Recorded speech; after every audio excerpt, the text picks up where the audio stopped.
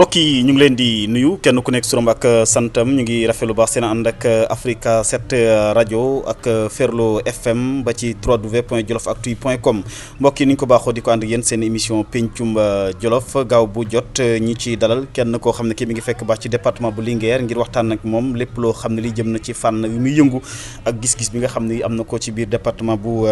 Linguère gannaaw bu ñu gërëmee honorable député Ndeye Fatou Guissé mi ñu ànd na suñu waxtaan wi ñu génn tey mbokk yi ñu ngi wéy di am ci mbégte dalal ci beneen doomu jolof boo xam ne bii xëy na am na mag ñu ko xam di madame Coumba Sow wala ñu gën ko xamee ci nag ci Tuna Sow loolu lépp bëgg nañu waxtaan ak moom nag infirmière la waaye tamit nag jiite na mouvement yoo xam ne yi vol en vol la waaye tamit nag jiite beneen mouvement boo xam ne ñu ngi ko tuddee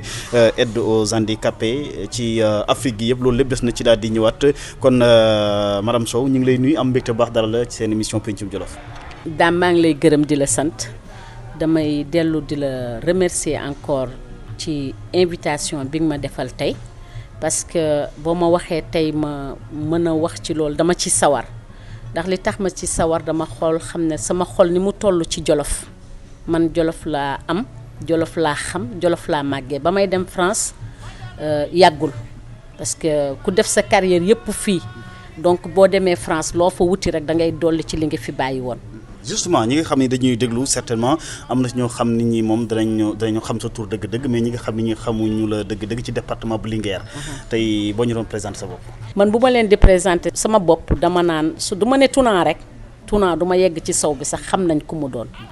cekkeen laa dëkk mais Linguère laa dëkk laay wax sax du ma ne cekkeen Linguère laa dëkk parce que amul xale Linguère tey wala magu Linguère boo xam ne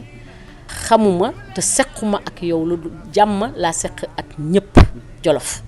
ñu naan Barkéji ak Tordior nag bu boobaam ñoom lu la fa boole. Barkéji dama faa bokk parce que sama yaay mooy Barkéji sama papaay Barkéji Tordior man sama yaay mooy waa Tordior sama yaay mooy Pakurina bi lu ñuy wax Pakurina bi ma dellu am fa nag ay nijaay ay bàjjan ay lépp ñoo xam ne loolu du politique moo ma boole ak ñoom ñooñu sama war gar ak ci ñoom dama koy def ñoom ñuy def seen waru gar ci man kooku sama famille la. moo tax bu may politique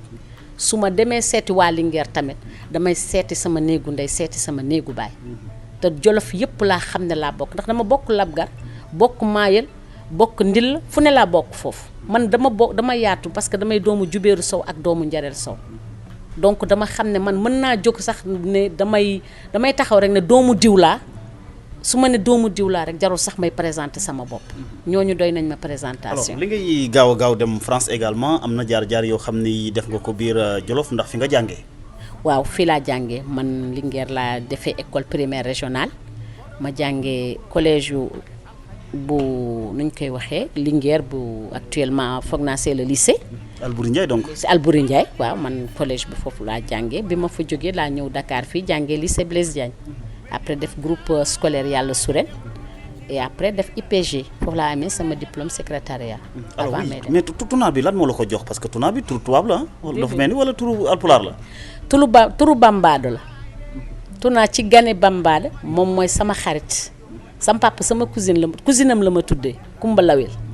donc bu doon woo cousine am boobu dafa doon ko wax Tuna cousine am bi di ko wax Tuna loolu mooy Tuna mooy Tunkara gane la ci wan baabi. mais en pulaar léeg-léeg xëy na turu yaay yi sax mooy gën a law mais tey turu papa yi moo gën a law ci yow. effectivement Tuna bi moo gën a law parce que comme ni ma la waxee c'était un prénom affectif bu jëm ci sama cousine bi papa biñ ma tuddee xam naa loolu moo tax aussi sama papa tur boobu mu gën koo génne et puis mu law mais sama yaay bu ya saasi la may wax mais effectivement bu ya saasi bi kenn xameewu ma ko presque. alors mais justement mais bi nga amee bac xëy na ñu bëri doon nañ xaar jàpp nañ ne ñi nga bokkoon ak classe amoon nga xel moo xam ne xëy mënoon nga dem université sénégalaise fii pour continuer un peu mais da nga ko arrêté lu tax.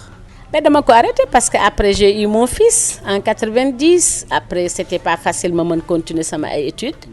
ma fallait aussi que ma wut dara sama papa entre temps ñu affecté ko aussi Tamba donc man ma dem continuer ji ak sama papa parce que jàngee naa aussi Jean 23 bu Tamba boobu sama papa mu ngi fa nekkoon adjoint préfet donc bi ma ñibbi si nekkuma woon Dakar et puis c'est vrai ci côté boobu après nag nekkatuma woon sama kii nekkutoon ci dans des grandes études je vous le mens pas après xam nga rek affaire u xaleel. sa xalaat nekkutoon sa xel nekku ci woon. nekku ci woon waaw. taxoon exactement dëgg-dëgg da nga amutoon gisutoon avenir ci njàng mi wala. non pas ñàkk gis parce que man j'étais très intelligente bi may jàng macha allah amoon naa niveau bi mënoon naa ko lu yàlla dogal rek laay wax man. voilà parce que amoon naa ambition sax pour naan dama bëgg nekk journaliste dama bëgg nekk avocat surtout mais yàlla lu mu dogalul man loolu manuma ci conditions yi moo réunituroon pour nga mën a continuer. waaw bi ma amee sama doom c'était pas facile parce que fallait je gère aussi ce côté là xam naa ne loolu li ma gàllankoor mi ngi ci. loolu c'est sûr que li ma gàllankoor mi ngi ci. mais néanmoins bi ma paree tamit bi ma yeggee France je me suis relancée dans les études parce que je savais que j'avais la possibilité de le faire et c'est ce que j'ai fait jusqu'à que j'ai obtenu mon diplôme d'infirmière au niveau de Lyon. alors mais justement tey sa mag bi nga xam ne bii Jami Sow borom këram tubaab la yow itam sa borom kër tubaab la mais les gens vont dire écoutez lan moo waral loolu. ndogal destin kenn xamul ñun dañu judd rek yàlla nee nañ sëy dañ ko takk ci aras ñun fii ñëpp ñu bëggoon amul ku ñu bëggutoon fii ci Jolof sama yaay bu sañoon wala sama papa ñu sëy ak fii. mais ah ben oui parce que c'est fii lañ judd fii la ñu màggee bu ñu sañoon ñu seen doom am jëkkër fii wala nang mais sëy ci aras lañ koy tudd yàlla tudd na ko ci aras tubaab yooyu la ñu yàlla booleel tey tubaab yooyu respecté nañu tubaab yooyu ñu ngi dox ci li ñuy def man sama jëkkër fii lañ ko indi tuubal ko may ma ko ci ñëpp teg ci seen bët donc mbëggeel bi moo ëpp solo muy tubaab muy naar mu respecté ñu respecté sunu famille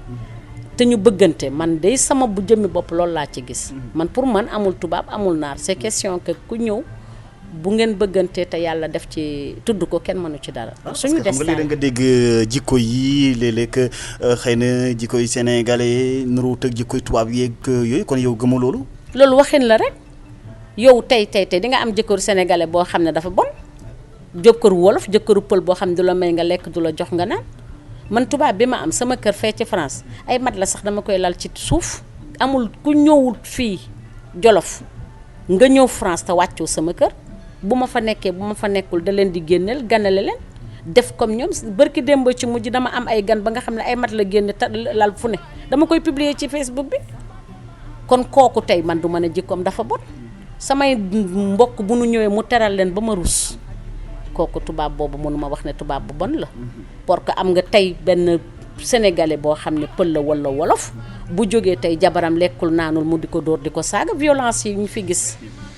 kooku doo ma ne nit ku baax la kon nag loolu bëriwul ci tubaab bi en tout cas si am na fu ne la am mais je veux dire que looy def rek yow gëmal sa bopp boo gëmee sa bopp koy sëy ak koo mënti am rek daf lay gëm. alors kon tubaab la du tubaab moom amul sens quoi. man loolu franchement man pour man nitu ñun ñëpp ci Aadama ak Awa la ñu jógee lenn rek laa bañ man ma topp tubaab ba wàcc sama xeet topp xeetu tubaab loolu duma ko defal kenn xam naa ne tubaab bi xam na ne man damay julli tubaab bi xam na ne damay woor tubaab bi xam na fi mu ma jëlee tubaab bi moom ci boppam mooy topp man ci li ma nekk. alors Touna lan la desee ci culture alpulaar tey bu fekkee ne xëy na parce que mi ngi bëgg a yàgg depuis 90 comme ça mi ngi bëgg a yàgg quand même. man sama culture nag ba fi ma nekk dama ko yor nag ba fu ne bañ naa ko ba bu ma demee France sama oto sax ay ñoom Abou Djouba laa ciy déglu sama oto boo fa ñëwee samay doom sax xam nañu kuy Abou Djouba samay doom xam nañu ay damay dem ba kat ma ànd fa ak samay doom ñuy ay métis dem Tordior ñu fanaan ba bët set. dama fu ne lay ànd ak sama jëkkër ak samay doom bu ma ñëwee fii vacances kon xam nga ne man garder naa sama culture man dafa mel ni dañ ma ko pikiir munul deñ man bi may demee France yàggul man fii laa bokk France doog a ñëw après France dama fay jëli dolli waaye di ma dindi man li ma xam ne te parce que li ñu naan boo bañee li nga doon dafa fekk ngeen cee ñaaw or que man fi ma jógee dëgg Sow Pula nekk doomu Jubéer nekk doomu Njareel Saw ñaawuma ci nag man Jolof. oui justement xam naa laata ñuy ñëw ñu bëri sax xam naa ne su ma nee Coumba Sow mu LD Touna Sow mu LD dañ lay gën a xam ndax yàgg nga ci lool ba tey am nga ci cofeel mais quand même sa njàng tib da nga ko gën a jëmee ci wàllu wér-gu-yaram même en France xaw ma lu tax tànneef googu nag. man damay nit koo xam ne nag dama mës a bëgg social parce que dama bañ injustice. bugguma ku néewal nit doole bugguma ku feebar bugguma ku sonn du may gis kenn dara sax dama koy jooy ba sonn donc du coup bi ma demee France j'ai vu début bi il faut nga wut dara nga dugg ci dara je me voyais pas def leneen lu dul loolu.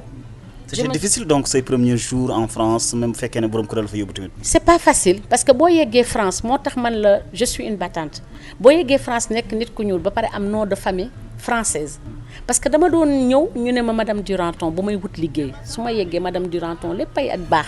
bu ma yeggee ñu ne bu ma yeggsee joxe loxo ñu ne ma c'est vous madame Duranton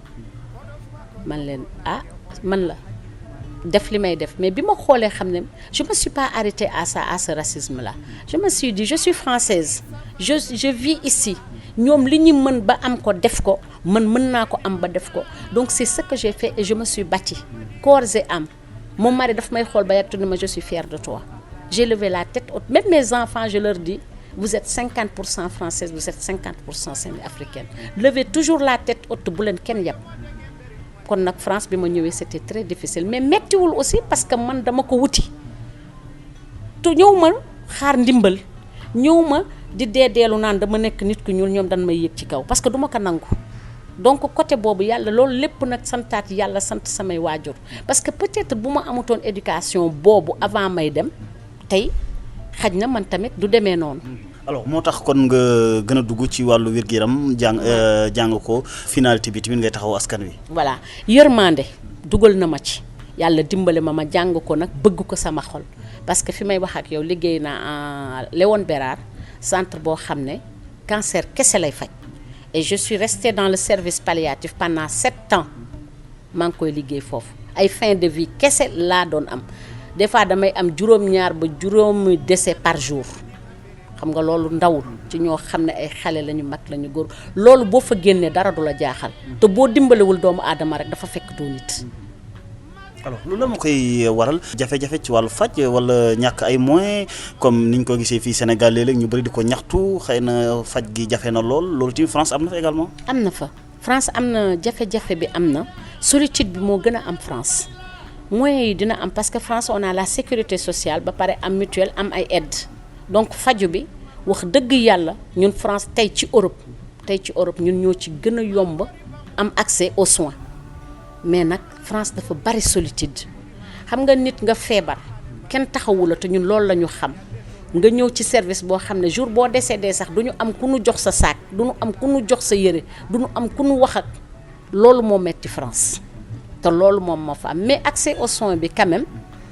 France ñu ngi faju pour le ba jusqu'à maintenant ñoo ngi faju. En tout cas Sénégal de moom gis nga ne jafe-jafe bu mag a mag bon te donte ne def nañ couverture maladie universelle ak yu xeetu yu mel noonu mais ba tey mi ngi jafe na. des na trop te tey maa ngi lay wax loo xam ne li gën a tax ma doon yónnee matériel au niveau du Sénégal dama dem hôpital Magatte Lô ànd ak sama jëkkër. bu Linguère di visiter fekk ma waxtoonoon ci ak benn médecin bu ñu naan Jean Demazère bu anesthésiste bi ñu waxtaanee ma dem Linguère ak sama jëkkër pour filmer hôpital bi ma ñëwee dama fekk ku dagg loxoom mu tëdd di souffrir ba pare tëdd ci suuf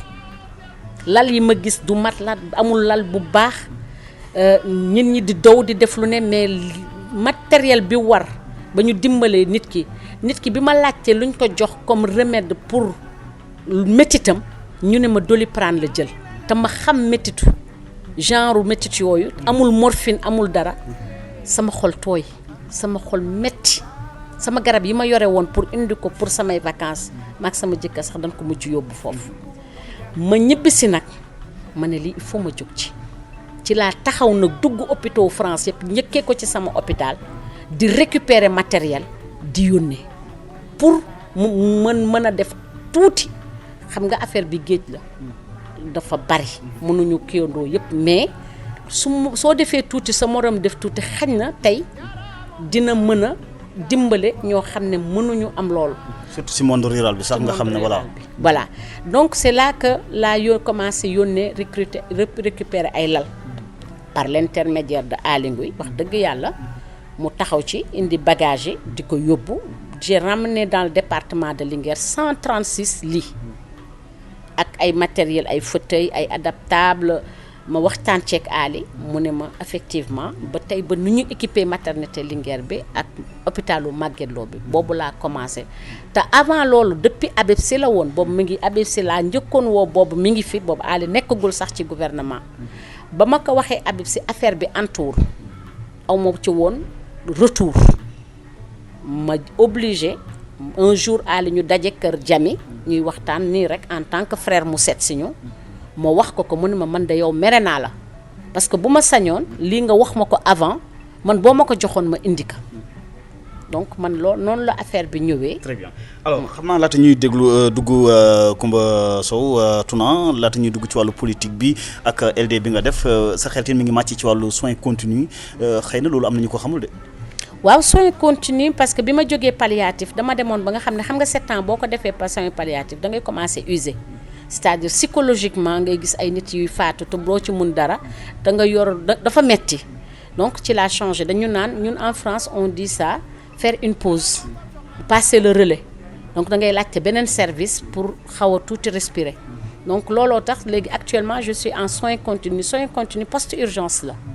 man ñi nga xam ne ay AVC la cardiaque ñooñu lañ may indil ñun dañ leen di boo nekkee sama service 2-3 jours 4 jours au maximum ngay def sama service pour ñu retaper la parce que day machines ñoo fa nekk ñu appelle leen des machines scopées pour surveiller le cœur de surveiller surveiller daal tout ce qui est cœur oxygène pour que ñu retaper waat la nga delluwaat nag hospitalisé ci yeneen surveillance moo tax ñun bariwuñu sax malade ñun 12 malades rek la ñu am mais nag service boo xam ne bi doo taxaw da ngay daw rek post urgence la daal soins continus lañ koy woowee. justement mais kuréel yi nga xam ne taxaw nga ko muy mouvement lu ci mel ni vol en vol aide aux handicapés d'Afrique yooyu yëpp lan moo la ci lan nga ci jublu dëgg-dëgg sa objectif. abe dimbale askan bi envol sam benn copine bu ñu naan Françoise moo ko créé nekk présidente woo ma en tant que sénégalaise parce que dafa xam Sénégal tubaab boobu ñëw na fi sax dem na ba Labgar ñëw na Linguère et tout woo ma wax ma que ma dugal ci sama loxo parce que ñoom jeune dañuy dimbale ay nit yoo xam ne dans tous les métiers actuellement comme ni ma la waxee ay sages-femmes ñu ngi leen di fayal seen ay études ay xale ñu ngi leen di fayal ay études ci école Daouda Sow bi pour demee ñu nekk sax am na kenn koo xam ne nekk na déjà sax sage-femme ñun ñoo ko jël en charge donc ñun loolu moom moo taxoon ma dugg ci envol ma dem nag ba ci biir aussi j'ai ma petite sœur ki topp ci man dafa handicapé pourtant ñun am nañu moyen dem faji ka mais tey amuñu visa bu ko mën yóbbu mu faju bi ma gisee moom déjà kaam te c'est pas un cas isolé parce que moom elle est entourée cette petite parce que ñun ñoo ngi fi dara manqué wu ko mais à côté de moom am na ñoo xam ne amuñu loolu ma ne nag am na loo xam ne lii il faut ñu parce que handicapé yi même bu dul Jolof am na handicapé yu bëri suñu yalwaanawul tamit dans notre société c'est des handicapés rejetés sama xel nag ne lii man bu ma ci mënee dara du ma ko seetaan ma waxtaan ci nag ak sama borom kër bu ma jàppale moom mooy sax président association bi ma dem wax maire Saint-Pierre de Chandieu fi ma dëkk Raphaël Ibanez te dama koy remercier fu ma toog mu ne ma Coumba on va faire ça on va gérer pour aider les li ma indi loolu doonate mi ngi ci damay récupérer tey ay handicapés yoo xam ne dama leen di jël yóbbu seen dossier ñun am nañ financement bi ba pare ku ci war a liggéey ñu jox la nga liggéey koo xam ne dañ la war a faj ñu seet topp la di la faj ba bu dente ne chaise roulante ngay am bu dee opération la ba affaire bi jeex du politique nag loolu. alors justement xam naa ne handicapé waaye laago yi nga xam ne ñu ngi ci département bu Linguère wala ci Jolof di ñu déglu moom bu boobaa danañu wax ne lan nga nar ci ñoom. moom moo ma indi loolu ci la li ma indi ci la pour ñëw jël seen ay parce que bala ngay dimbale nit di nga xam nu mu tudd di nga xam nu mu sant di nga xam handicapam lan la man dossier yooyu bu ma ko regroupé ba pare parce que financement bi génn na ba pare c'est dommage maa ngi ñëw léegi woo sama jëkkër bu ñu paree émission bi mu fotal ma prospectus bi ma jox la ko nga xool bu ma demee nag ba jël nit yooyu on va prendre un groupe de 20 ou je sais pas là je vais y aller voir bu nu yeggee nag ci la ñu commencé financement bi ku war a liggéey nga am ci jot tuuti xaalis nga commerce bu ñu gisee laago tànk nga am nga war a mën a def salon de coiffure bu ñu la mënee jàppale nga jàppale bu dee da nga war a jënd poulailler nga jënd poulailler man nag il faut ma recruter les filiations yi laa ñëw def si tur bi sant bi ak ce type d'handicap bu ma yeggee def loolu lépp nag ba pare ba ñu ma positionné ko on commence nag à débloquer les finances qui sont sur place déjà sur le compte de l'ADENA les aides aux handicapés d'Afrique pour mën a ñëw jàppale si pour le moment nag Afrique la mais biir Jolof laay commencer parce que Jolof laa bokk ba pare et on verra la suite. mbokk yi yéen a ngi seen émission pencum Jolof ñoo ànd ceek madame Coumba Sow wala Tuna Sow ci Ferlo FM Daara ak www.jolofactu.com ba ci Africa 7 alors mais laaj politique bi daanaka bi ñu waxee dañ lay dalal ñu bëri dañ la ci laaj suñu internautes yi d'abord li ci njëkk mooy xëy na sa njaboot gi ñu leen say waajur ñu leen gën a xamee ci famille socialiste ay socialistes yu mag a mag la yow nga ñëw rek mooy ci LD na doo ko béy mukk banaa ko nag.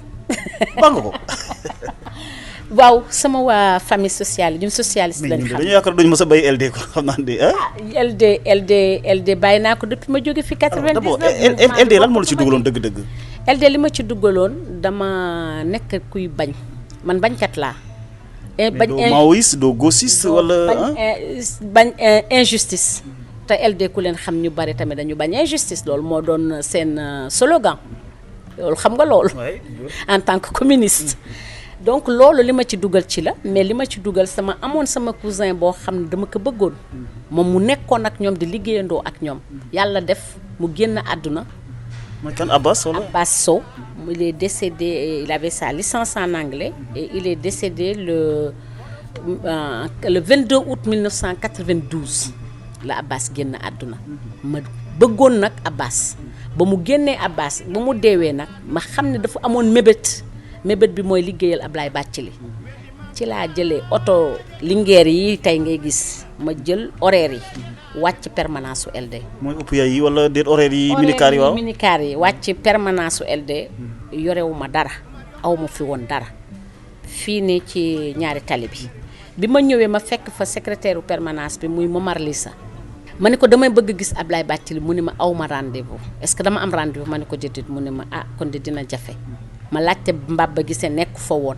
ma laajte tonton Baxaw Seck nekk foon yàlla na leen yàlla yërëm te yéexeenu amiin ma ne Momar Lissa Ablaye Bathily bu wàccee fu muy jaar mu ne ma fii lay jaar ma ne ko kon ma xaar ka te dama ko xaar ba mu wàcc mi ngi ànd ak Yérodé ñu romb ma ne ko monsieur Ablaye Bathily mu ne ma monsieur Bathily mu ne ma ne ko man de Jolof laa jóge dama la bëggoon rencontrer expliquer ko vite fait noonu ci couloir bi mu yéegalaat ma ci kaw bi nu yéegee ci kaw. te fekk wàcc na ba noppi. fekk wàcc na. mu yéegalaat ma nag ma yéeg nag waxtaan ak moom ci li ma indi woon mu tàllal ma loxo yaatal ma bëgg ma nag ci parti bi boole ma ak sama papa boo xam ne kooku dafa nekkoon sama papa avant politique muy tonton Sagnebe Ndiaye yal na ko yàlla yërëm te yéexeenoo mu boole ma ak ñoom may liggéeyandoo ak ñoom te liggéey bi rafet nag ma nekk nag jigéen boo xam ne man maa njëkk a indi opposition mu meeting dans Barkédji. mooy seen premier meeting ba. suñu premier meeting Ablaye Bathily à Barkédji ñun ñoo ko indi foofu. yow parti socialiste moo daanaka moo fa nekkoon. moo fa nekkoon doo boobu ñeme woo woon sax naan da ngay contre Daouda Sow ci biir département Linguère. amoon da nga koy contre léegi yow. voilà man sama papa bu ma ñëwoon wala sama yaay sax Daouda Sow gaare woon oto bi dañ ma naan naa jaar ci fenêtre bi dem ma bañ. Pa Daouda Sow bu toogee mun waxee ma ne ko li nga bëgg laa bëgg dafa doon dem ba reetaan sax mu ne ma mais toi là danga ma jaaxal parce que man ay waa këram samay xarit lañu samay cousine yoo xam ne ak samay cousin yoo xam ne dama déggook ñoom mais loolu lépp dama ko dékku contre ko ma amaat sama ay nijaay yoo xam ne dama leen a fonk muy Pape Birassi ñoom Pape Samba Layt ñoom Birassi Sow ñoom Samba Sambul ñoom ñëpp ma taxaw weddi leen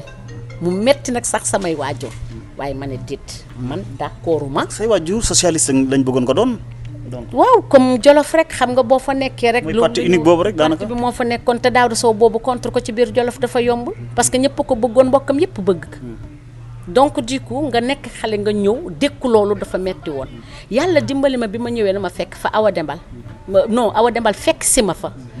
bu Barkédji ma ànd ak sama càmmin nag boo xam ne ñun ñu sos LD foofu ci Barkédji muy Samba Dalal ñun ñoo def LD may liggéeyandoog LD liggéey ci liggéey bu rafet ànd ci ak ñoom liggéey bu rafet ba 99 bi ma fi jógee marié laa arrêté politique gu LD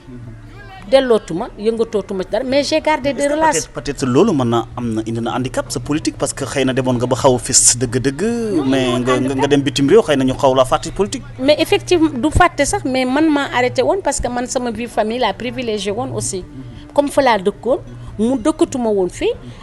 li ma am mooy sama famille moom laa privilégié woon sama jëkkër ak sama ay doom. donc côté boobu. moo ngay dem en 99 carrément yaa ngi woon ci biir LD. waaw dama doon tourner di def la di liggéey au ministère de l'éducation de base. comme secrétaire. nekk secrétaire u Yaya Diatta bu projet volontaire. dafa liggéeyandoo ak Abdoul Demba Sow sama xarit ba léegi ñoom ñëpp moom moo tax boo waxee ma ne la ñoo ñëpp tey LD dafa demoon ba nga xam ne ñooñu ma lay wax comme tey Ablaye Bathily fu ma ko soxla de daf may bismillah yarodee noonu ma nekk ak ñoom ci loolu mais c'est vrai depuis 99 defatuma benn activité wu LD. voilà defatuma politique defatuma activité. jamono jooju lan la Coumba Sow vraiment wax ne tey mën naa wax ne que lii kat maa ko def LD au niveau du département de Linguère nga xam ne tey au moins dañ ne lii kat moo ci participé ci LD. concrètement mënuma la wax ne lii parce que bu nekkoon woon pouvoir donc am na yoo xam ne mënuñu ko woon même buñ ko bëggoon mënuñu ko woon def socialement man mënuma woon aussi aw ma woon ay partenaires parce que bala ngay am partenaire da ngay génn bitim réew te boobu fii laa ne donc aw ma woon mais nag indi naa loo xam ne changement boo xam ne may naa nit ñi fit nit ñi fit na leen won leen que ne du socialiste rek a fi ne may naa nit ñi fit pour won leen mën ngeen a réussir may naa nit ñi fit pour won leen ne xale yi surtout laay wax boobu parce que xale laa seen estime de soi ak seen courage moom rek mooy tax ñu am dara. alors lan nga si jànkoonteel jamono jooja nga xam ne daanaka 99% xam naa ne ci jolof-jolof yëpp pouvoir la ñu nekk avec le parti socialiste yow ngeen nekk LD donte ne sax mënoo leen a fexoon ba gagné leen mais en tout cas peut-être amoon na ay conséquences yoo xam ne yaa ngi ko doon dund. waaw amoon na conséquences yoo xam ne dund naa ko ci ñaari fànn yëpp amoon naa conséquence boo xam nga boo ñëwee ci parti nekk xale yëngal leaderu parti bi yëkkati la bëgg la dana am jalousie loolu fi lañ ko fekk. côté boobu maa ngi ko doon dund mais dama ko doon gérer sama côté famille ñi nga xam ne socialiste la ñu woon ma am ci loo xam ne li ni ma defee peut-être neexu leen ñoom seen bëgg-bëgg bopp lañ gisoon man ma gis sama bëgg-bëgg bopp waaye nag mësuma ci jote ak famille ba fi may wax ak yow waa kër Daouda Sow ci boppam Kawri mooy man maay Kawri waa kër Pape Birassi pare ñoom sama nijaay yi ñoom ñëpp ku ci jóg dama leen di seeti damay wax ak ñoom politique musuma ci jote ak sama mbokk waaye nag la may dox dama koy dox te kenn mënumaa wàcceloo sama yoon tànk du man maa gis lii jëmul kër ma wàcc sama yoon. en tout cas Jolof de nature bëgguñu lu bëri opposition en tout cas. waaw loolu waaye léegi loolu jeex na yow tamit gis nga fu ñu toll tey kon tey Jolof bu bëggutoon opposition tamit ñu ngi koy def. te yaakaar nga ne opposition Jolof war na fa am njëriñ. mais dëkk bu amul opposition du baax yow rek man rek maay bummi maay defar maay def yow loolu yow concurrence du am waaye tey yow soo contrer kii def li bu suñu dëkk du naat. alors mais LD bi ñu ci génnee lu tax da ngaa démissionné carrément wala. avant xam nga amutoon ay démission ay déclaration ay dugguma yooyu amutoon avant comme je t'ai dit man je me suis mariée j'ai arrêté. tout ba nga ñëwee ba gis Abdoulaye Bathily sa xarit ba tey fi ñu toll nii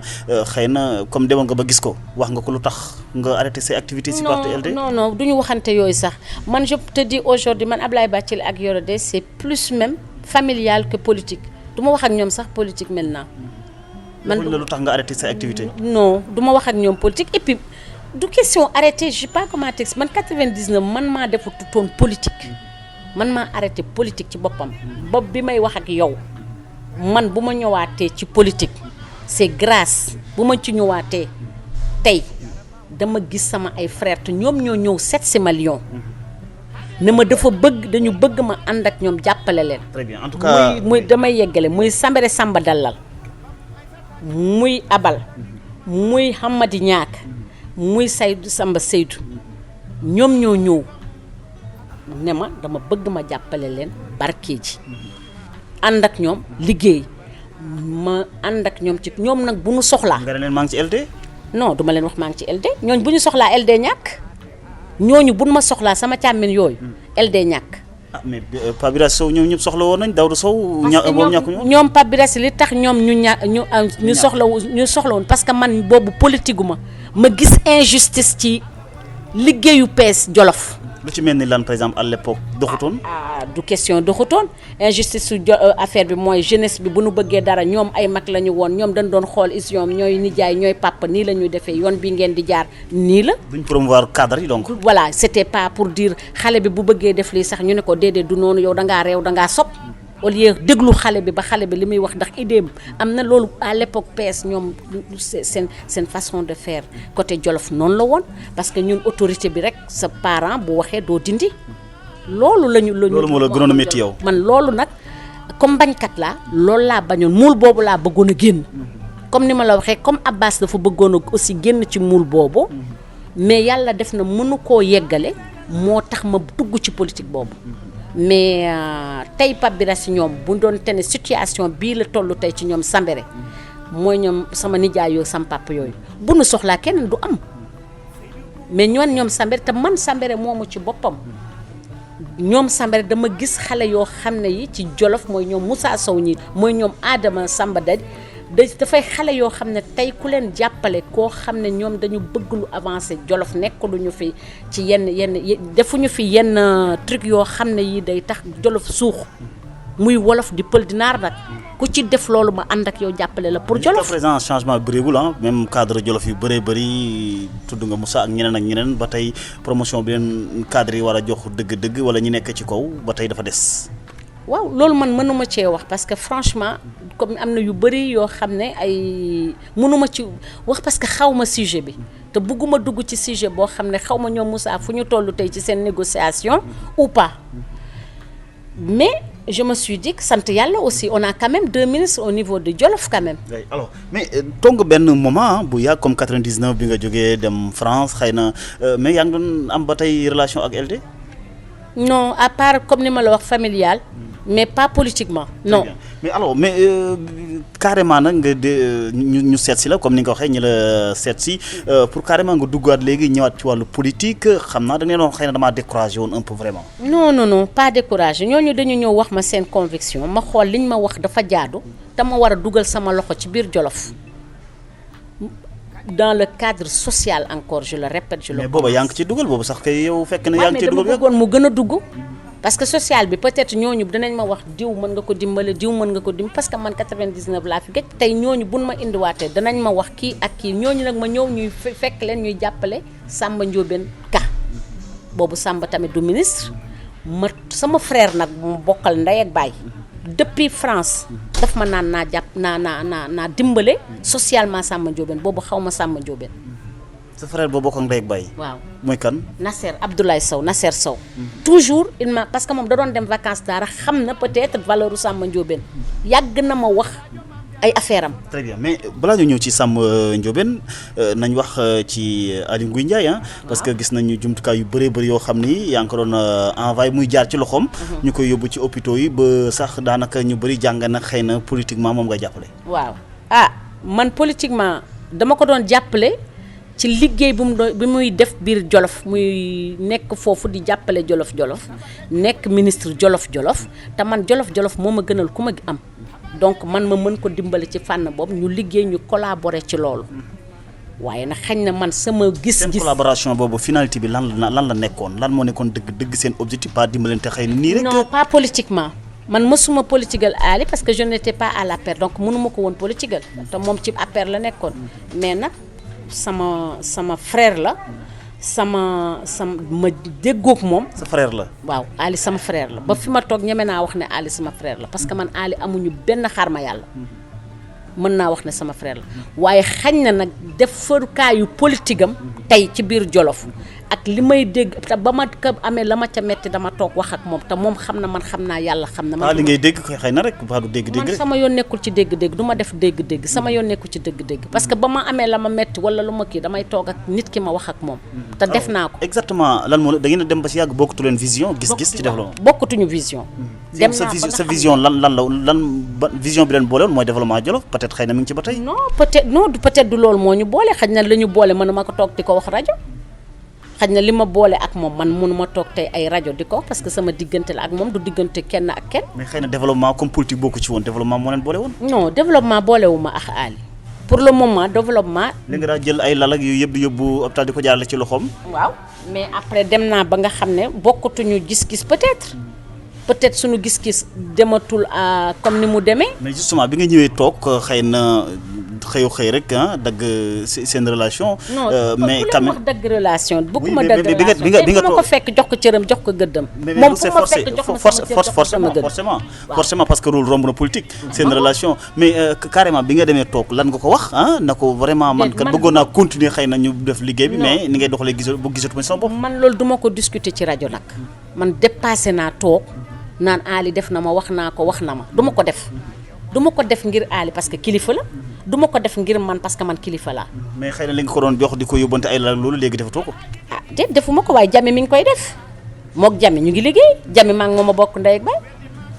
politique du question. mais pourquoi pas nga ànd Jami également nekk ci gànnaaw gën ko renforcer ci Ali ba nga xam ne Ali sax def na ko chargé de mission. waaw Jami vision la am ma am sama vision ku ne la du ma jàppale Jami. non damay laaj. déet yow xamoo man xam naa Jami xam na. Jami mi ngi France tey fa laa ko bàyyi sur le plan politique yaa ngi koy jàppale. pas politique mais tey buy œuvre sociale mu jóg damay jóg Ali buy œuvre sociale sollicité ma damay jóg parce que pour Jolof donc bu leen xoolee noonu affaire yi. Jami dafa yor une ligne de conduite ma yor une ligne de conduite Ali yor une ligne de conduite Samba yor une ligne de conduite ka nga mën a ànd ak nag ci ligne boobu moom ngay àndal. mais du tere ñoom bu nu jógee soxla bëgg lu développer Jolof ñëw laaj si la nga contribuer mais il est wala ana élégance c'est ça l'élégance après nag ku ci nekk dem sa yoon la ngay def nga fabriquer ko man sama gis-gisu bopp noonu la man Jami France laa ko bàyyi te dinaa la wax leen nag bu ñëwee du yendal du fanaanal même man daf ñuy sonal ñun ñu fa ne def leen lii indi leen lii pour delloo si rek Jolof kon mi ngi liggéeyal Jolof kooku dinaa ñëw di ko contre du question contre mais nag sama gis-gis ak sama ligne de conduite ak sama jëmukaay peut-être ñoom ak seen def ak seen jëmukaay bokkul ak la vision de développement bi ngeen am bokkul mais tey ñoom bu man de xam naa bëggoon naa vraiment xam sa vision wala ñi nga xam ne dañuy déglu bëgg nañu xam sa vision de développement sa plan de développement ba lan la man sama plan de développement injustice na ci deñ mais ñi ngay wax ñëpp man gisuma ci injustice boo wax ba nga ma la ñoom pour lan yow nga bëgg jëmale rek ci Ali ak non man dama laaj la dina xam ne doomu géwël la dajee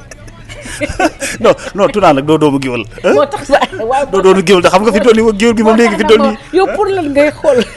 xool rek doo doomu géwël pour lan newuloo ma tey man lu tax Moussa def lii ma defuma li lu tax waxoo ma tey Samba Ndiobène lu tax def na li Samba Ndiobène wala Moussa wala Adamel wala Sambere wala Hamadi Ñaak mën nañ def tey ñooy tey pourtant tey lu ñu bëgg maa ngi ànd ak ñoom ñoo ngi liggéey ensemble mais tey ñoom mën nañu def loo xam ne suba dañuy jaar fi ma jaar fi parce que dama naan leen lii ngeen ko defee du nii maanaam daal da ngay bañ daal yow daal moom man damay bañ man na nit def li nga xam ne duñ la wommat daal naan jaral nii ɗum kam ala mona wona tax waaye nag lépp nag dans l'élégance la diplomatie ak le respect mais justement xam nga booba tey yaa ngi may junjël Samba Ndiobène man xam naa Samba Ndiobène daal si ñëw parce que yaakaar naa sax daje nañ barki dem moo Ndiaye ci université ci ndaje boo xam ne CAGER ñoo ko doon amal cadre des jeunes républicains du Jolof ñu doon amal benn ndogu sa teewaay ak teewaayu ministre mais femme d'affaires sax lañ la présenté ci wetu Samba Ndiobène lu tax parce que projet la xañ na ci projet yi moo tax man xaw ma man Samba ci boppam mais femme d'affaires yi gën bëgg nga ko bi nga ñëwee gis ñu bind la femme d'affaires gisuma ko li nga ma wax yaa ngi ma ko won ni gisuma gis man maa gis fi nga toog femme d'affaires lañ ci def gisuma ko xañ na dama xam nga comme dama wane gisuma ko xañ na ñoom femme d'affaires bi ñoom ñoo xam li may def ak li may lijjanti ñu tuddee ma femme d'affaires peut-être association yi moo tax ñu wax femme d'affaires mënoon nañu def vol mënoon nañu def xëy na présidente aide aux handicapés d'Afrique mais tout ça c'est femme d'affaires mooy kuy lijjanti rek di indi affaire mooy lijjanti indi affaire kay jeexal nay wax mais justement mais xëy na ñu bëri nag dañ bëgg a wax ne Tuna lu ko boole Samba Ndiobène sur le plan politique mën naa ci wax de tey boo ma woowee ma sawar ci ah oui woo naa la ci bon boog ñu dem boo ma woowee ma sawar ci comme ni nga béy moom justification bu leer amu ci comme li ma la waxoon xaw ma ko woon de Sambere ñoom ñoo tax Sambere sama cousin bi mu ñëwee wax ma ci moom wax yu baax moo xamadi ñaaka ñoom ñu wax ma ñoom abal ñoom ñëpp ñu wax ma ñëw nag ànd ak ñoom torjoon parce que boobu dañu amoon yendu torjoon bañ demee torjoon ci samay mbokk torjoon sagal ma tamit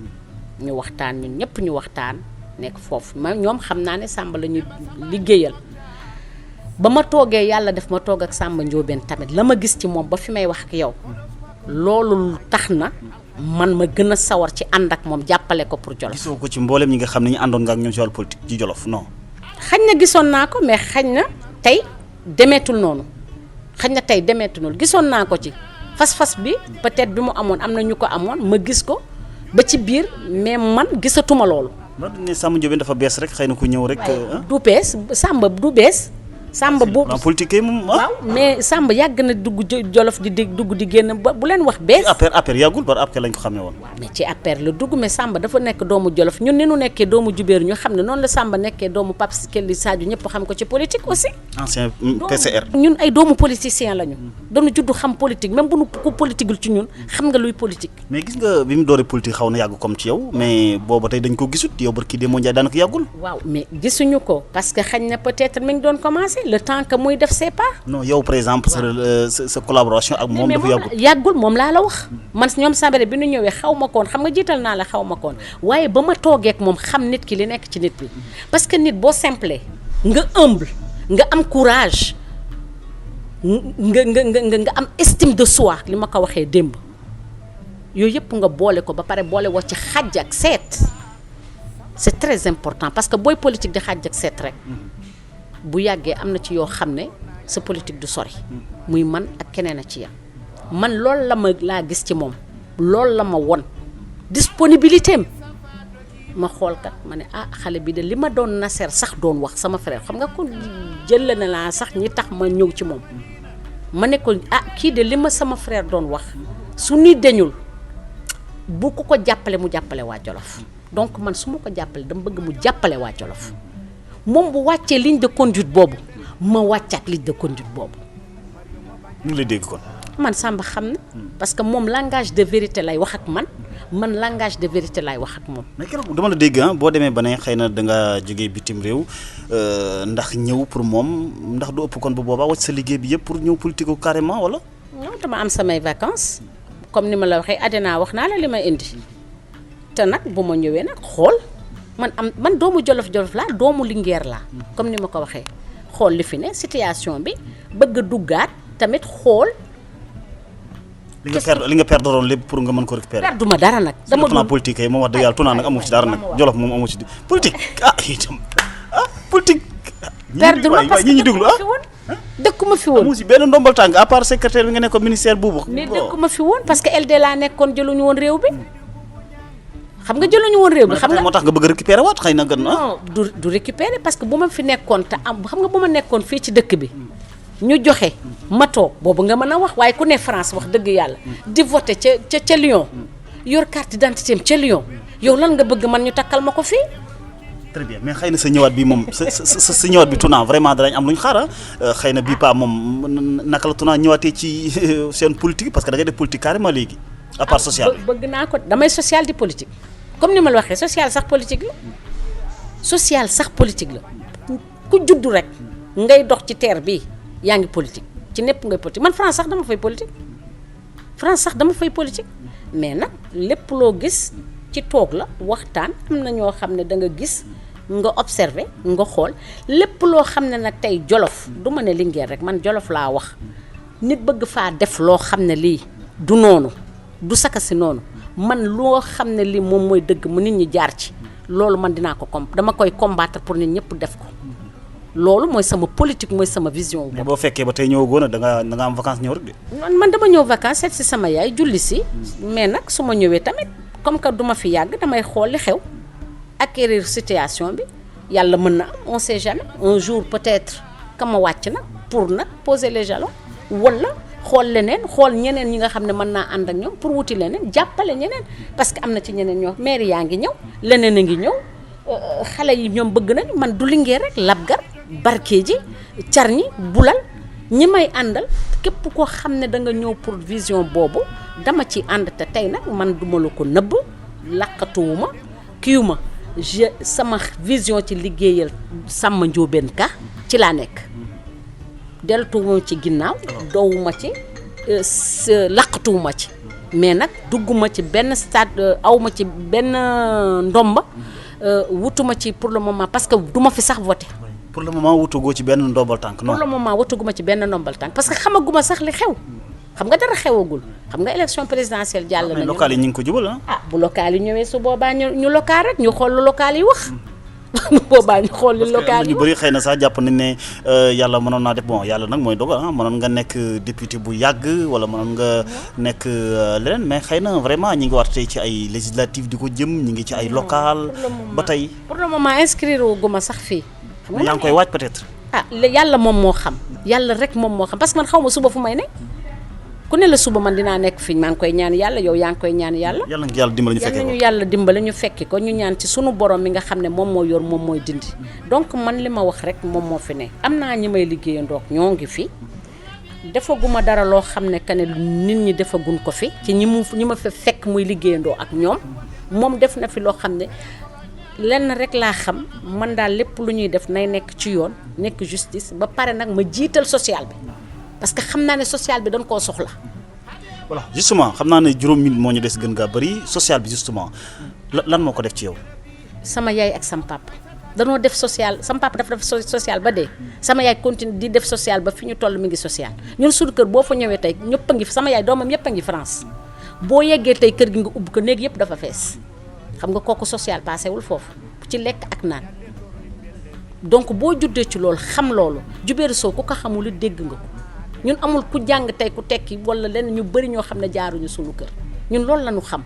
loolu lañ ñu jàngal loolu la ñu éduqué Jubéeru Sow jurul doom bu dul social France la ñu ne muy man di samay frère boo ñëwee tey foofu ay dañu yor ay matelas en plus di ko lal nit ñi di ci tëdd te France pourtant ne yombul nekk héberger nit ku ñëw ñu recevoir la am lekk ak yow kaf ak yow am ak yow jàmm delluwaat sama yaay loolu lay def fii kon que man social dama ko du loo xam ne dama ko dem wuti dellu nag yàlla dimbale ma may liggéey dans la santé gis nag misère bi am ci santé au niveau du Sénégal ma bëgg rek jàppale te yàlla tax seetuma ci loolu sax du sax politique parce que boo ñëwee tey ab handicapé nga naan ko kii fii la ne duma ko may kii fii la ne duma ko nekk defalatoo yàlla loolu yëkkatiwu ma man saw man sam bopp laa xam loolu yëkkatiwu ma li ADENA bi ma ñëw nii loolu li ma indi ci la aussi du ma ne la ñëwuma pour gisante ak Samba Ndiobène wala waxtaan ak moom wala waxtaan ak Sambere loolu mënul nekk parce que man nëbbatuwuma. non da ngaa ñëw rek une pierre deux coups nga ko defaale xam naa. voilà mais nag ADENA tey dama ñëw di wuti ay nit pour jàppale leen handicapé yi lu ma leen mën a jàppale ni ma la waxee ni ma dimbalee ay xale tey ñun bañ nekk sage-femme ak leneen ak leneen. voilà forcément développement Jolof ci social nga yaakaar ne fi la war a mën a jaaree pour mën ko am dëgg-dëgg wala. lépp social bi il le faut partenaires yi il le faut parce que état mënul def lépp état mënul mairie yëpp lu ngeen soxla ngeen am ko mais boo amee partenariat comme nit ñi di ko def en Europe soo demee bu ñu ñëwee comme li ñu indi lal yi c'est rien mais c'est quelque chose ñoom soxlawuñ ko fële jëriñ na fii donc loolu day développer. boo indee tey handicapé 4-5 handicapé tey ñu toog ba mënal seen bopp kuy jaay gerte ku yore poulailler ku nga xam ne da ngay létt nga létt ñooñu tey suba boo ñëwee duñ la ñaan xam nga duñ la ñaan ñu ngi ils vivent de leur propre moyen avec leur dignité loolu mooy développement am dignité mooy développement te loolu laa bëgg man saw loolu laa bëgg. muy plan boobu tamit nga am ci par rapport ak développement Jolof yokkuteem. loolu vraiment mooy. élément clé bi loolu la bu ñu dañu bàyyi sax waxu politique bi teg fële parce que politique man comme ni ma ko waxee c'est fi lañ ko fekk yëfu àddina te fii lay yem mais social bi boo ñëwee tey fekk nit koo xam ne yow nga lu tuuti tey am nga un petit luxe boo xam ne tey boo bëggee jënd sa mburu di nga ko jënd te doo lepp boo bëggee tey dem gis dugg hôtel noppal sa yaram boo bëggee tey voyager nga dem Saly noppalee ko à côté de ça nga gis la misère bi mooy lan koo xam ne tey xamul fu muy reeree misère bi mooy lan xamul fu muy añee man mi di wax ak yow tey su ma amee loolu sax tey sant yàlla tey sama salaire mën na ma yor maa ngi sant yàlla France laa dëkk même bu ma dëkkoon fi sama salaire yor na ma mais dama am ay doomu ndey dama am ay doomu bàjjan dama am ay cousin dama am ay xarit dama am ay am di jàmm ñoo xam ne seen loxo jotul seen ginnaaw. te ñoom ñëpp nga war leen a jàppale. te ñëpp dañ leen a war a jàppale te yàlla tax. te mënuñu sotti lépp nag mais su ma defee tuuti Jami def tuuti Samba def tuuti keneen def tuuti mais su boobaa yàlla defal ñu jàmm. Ali def tuuti. Ali def tuuti su boobaa yàlla defal ñu jàmm. alors justement xëy na bu réew mi bu makki wutoon xëy na comme ni koy ñenn ñi wax yaa ngi dégg léeg-léeg réew mi dafa makki wala. réew mi dafa makki de xanaa yaa ngi koy dégg. loolu waaw dafa makki Sall. loolu de yaa bëgg yaa. xam nga France man dama naan réew mi dafa mag suñu réew dafa Macron laay wax bu ma dugal. xëy na la ci Macron boobu mooy ci makki bi en tout cas. ñun gilet jaune lañ am donc bu ma dugal gilet jaune yegg see gu fi kon nag bu ko fi dugal. en tout cas mais andona barki Demba Ndiaye gars yi nee nañ feew ñu nag ñu indi fi gilet jaune yi parce que voilà lu bëri bu leen dugg ci loolu ñun suñu dëkk jàmm la dëkk teraanga la nañu waxtaan rek ba juboo moom moo gën parce que ñun yàq ga ca France. yaakaar nga vraiment réew mi ngi dox quoi yow sa gis-gis bi ñu ci am. mënuma pour man du ma ne doxul. am na lu mi ngi dox sa côté daal. non doxul sama tax dëkkuma fi yow lu tax nga bëgg man mu doxee sama côté dëkkuma fi Macky Sall fayu ma fin du mois jotul ba ma jot salaire u Sénégal man salaire u France laay ne kon kay bu ma wax ne man dox bi mënuma comme mais quand même nag Tuna li fi doxul dëgg-dëgg mooy vraiment fi yi nga xam dañ koy teg soxna violence yi xam naa ne gis nga ko bu baax a baax rey yu bëree bëri et puis voilà doy na war. j'ai vu vraiment c'est y a pas de mots parce que ñun Sénégal xamuñu woon rey surtout yenn façon rey yi dem ba nga xam ne tey Sénégal li fi am surtout ci xale bi Binta Camara même en France on était choqués. ah oui bi ñu déggee information bi. c'était juste horrible les Sénégalais yi fa nekk sax dañu xëy dem consulat lu ne ñu def ko fa wax dëgg yàlla dafa am yoo xam ne yii je pense que tey il faut que sanction bi gën a nekk au-delà de attente bi ñuy sax xaar. sanction bi da xanaa mooy peine de mort rek ku faat ñu faat la wala. waaw peine de mort sax ñun mënuñu ko def xam nga am na fooy toll ci pays nekk pays laïque ak li fi am ak yu am na yoo xam ne mënoo koo def mënuñu instaurer foofu loolu. yow àndoo ci. man peine de mort duma ko parce que rey nit tamit dafay loo xam ne c'est l'extrême man mi xam li nekk ci dee di ci liggéey tous les jours mais nag am na yoo xam ne perpétuité mi ngi fi travaux forcés mi ngi fi dafay nit koo xam ne kii bu mu génnati di gaañaat. pourtant amoon na fi des peines de mort. waaw amoon nañu fi mais mën na am tamit loolu man loi yi mënuma koo. mais quand même yow vraiment fi ñu toll nii Sénégal ak ni muy doxee peine de mort ku faat ñu faat la moom yaakaaroon ne vraiment mën nañ ko appliquer pour wàññi rey. franchement man je ne suis pas pour peine de mort je ne suis pas pour c'est pas quelque chose dafa xam nga suñu yàlla suñu borom sax ak yonent bi sallallahu alayhi wa sallam day baale. mais li ñu def rëy na rëy boo xam ne mënuñu ko koo baal waaye na li sanction bi mu war a am mu dur nag. xam nga kenn mënul tellooti xale bi métti na ba fu métti yam surtout par rapport ak waajuram amul app te imagine juste l'acte ses parents tey aujourd'hui man je peux pas imaginer donc xale boobu tey liñ ko def yal na ko yàlla yërëm xare ko àjjana mais nanu fexe ba ki ko def bu mu ko defaat keneen man pour man lutte boobu la ñu war a employer par quel moyen je sais pas mais les autorités compétentes qui doivent faire ça dañ ci war a taxaw mu jaral leen xar seen tànk tubéy ni nu xaree seen tànk tubéy ci élection yi ba am ko loolu ñu def ko vraiment en position première pour dindi ko fi ki def loolu bu mu génnati di ko defaat ndax bu ko mën na ko defaat ci doomu keneen encore te suñuy doom lañu wala def ko ci man wala def ko ci yow wala def ko ci keneen genre personne yooyu il mérite ñu isoler leen. alors très bien xam naa ne xaw ma ndax France mais fii Sénégal parité bi ñu ngi ko fi wax ndax yaakaar nga ne la femme est bien représentée ci doxalin yu bëri ci instance yi. pour le moment ça reste femmes yi représenté wuñu leen man loolu ñi koy xeex dama ci lire naa un jour ci Facebook Fat Bintou Diop au passage je salue cette grande dame boo xam ne. xam naa ko te sama rakk bu baax la bu ma jox cër mu koy kaas mu koy wax te elle a parfaitement raison parce que jigéen yi ñoom ñooy takku jigéen yi ñoom ñooy xeex boo ko seetloo ci campagne bi ku jiite du la femme de Macky ku ko topp du ay jigéen ba tey yàlla def na sotti na son excellence Macky moom moo tax tey jabaram taxaw di xeex loolu muy pas fii rek sax même en Europe mais je pense que ñun jigéen ba léegi même soo seetloo en France y a l'inégalité des salaires li ñu fay xale góor yi France duñ ñu ko fay ñun ñu ngi koy xeex actuellement c'est dans les débats mais jotaguñu ko donc du ma la wax ne que ne danoo kontaan non des na. oui xam naa ne dialogue bi yaa ngi ko suivre bi ñuy wax dialogue national fii ci réew mi. bi ma ñëwee le jour malheureusement bi ma ñëwee le même jour laa ko dégg suivre ma ko parce que jotuma ko suivre parce que dafa fekk may voyager donc si j'étais en plein voyage j'ai pas écouté. mais ñun acte bi j'ai trouvé que c'était magnifique le fait d'appeler tout le monde toog xool ba pare respecté say kàddu tamit boo toogee say nawle nga wax leen ngay njiitu réew te yow yaa fi ne yow yaay suñu kilifa de gauche à droite j'espère que ni mu ko waxee dana ko defee noonu ñeneen ñi fekk si ko ci aussi ñu xool nuñu parce que nañu xool d'abord intérêt réew mi bu nit ki ni xool d'abord intérêt boppam parce que boo xewlee sa intérêt bopp rek affaire bu du dem fenn. mu wax ñaari mandat bi mu waxti xëy na du ñetteel. loolu nag moom mooy seet. loolu moom mooy xool ak population sénégalais bu fi liggéeyee lu jar sénégalais yi wóolu ko joxaat ko 3e mandat ñu jox ko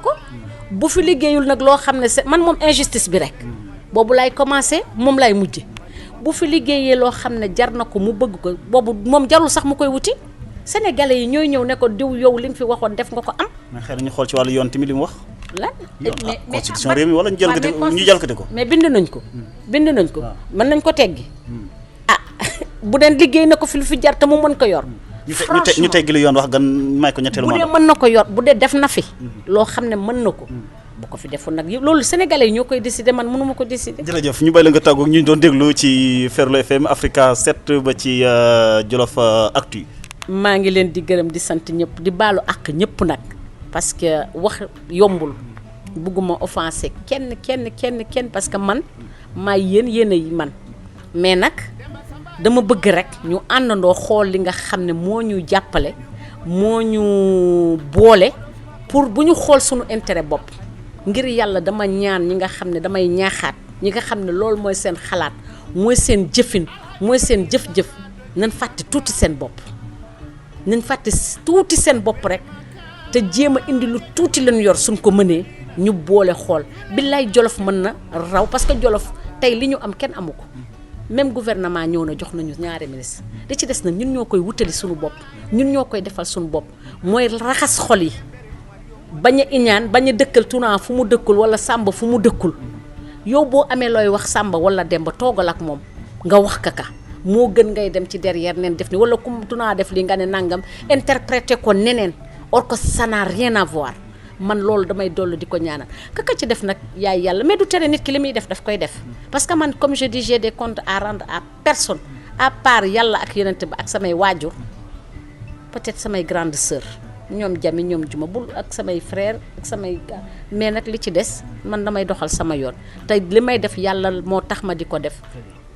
social bi ci lay woy te dinaa ci continuer ba nu yàlla def. très bien mbokk yi ñu koy gërëm di ko sant bu baax Coumba Sow ñu gën ko xamee ci Tuna Sow amoon nañu mbégte vraiment dalal ko ci seen émission Pencum Jolof pour la première fois également am na solo lool ci lim fi wax lépp lu bëri mën nañ ko ci daal di jàngatee nañ ko baaxoo di ko àndee seen émission Pencum Jolof jagleel ko mboolem doomu Jolof moo xam fu mën di nekk fu ne ci biir réew mi ba ca bitim réew moom mooy njiital mouvement bi ñu duppee Envol ak tamit nag. Aide aux handicapés d'Afrique loolu lépp wax nañ ci infirmière la ci wàllu liggéeyam kon mbokk yi mu ngoog mu nekkoon seen émission Pencum Jolof ñu gërëm bu baax Ferlo FM Jolof Actu Africa 7 Dame Ndiaye mu nekkoon ci kàddu gi mbokk yi ñu ngi leen ñaanal jàmm. Jarama Umar Fuutiyu Taal ko dana ko daada may seetaan